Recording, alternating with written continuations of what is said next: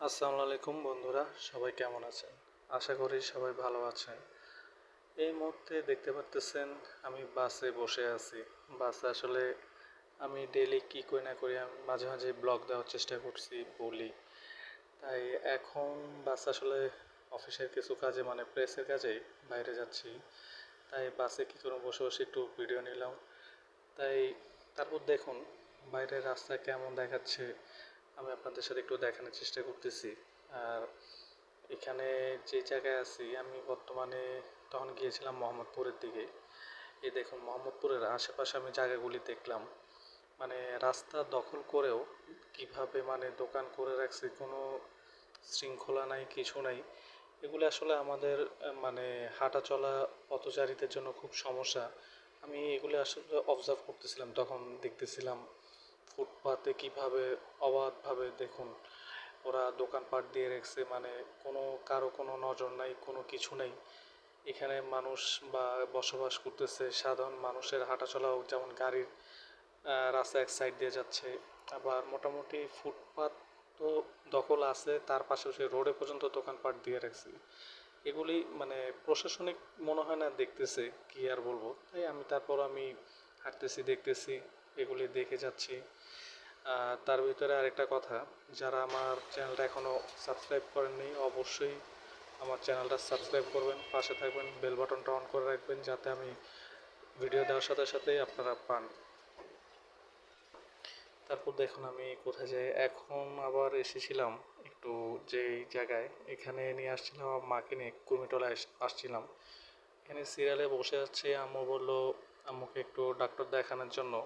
তারপর দেখে আমরা বাইরে বেরোলাম। দেখুন এই চিনা চিনা এই জায়গাটা তো সবাই আসলে আপনারা সবাই চিনেন। আমরা এখানে বেরোয় হেঁটে হেঁটে যাচ্ছি, আম্মু আমার পাশে।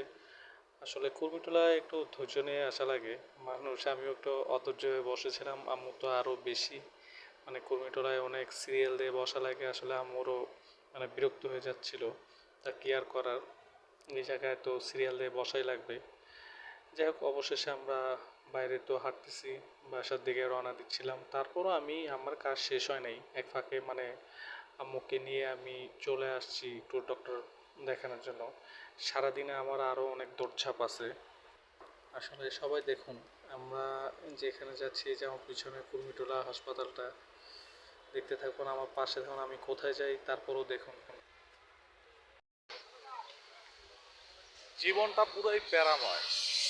তাই ঘুরপাক খাওয়া ছাড়া আর কোনো কিছু না।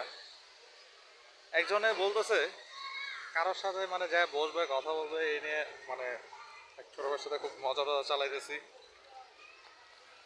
আসুন দেখি কতটুকু কই যাওয়া যায়। সারাদিনের কাজে বা যেখানে যাই চেষ্টা করি একটু ভিডিও নেওয়ার জন্য, আপনাদের সাথে সময় দিতেছি।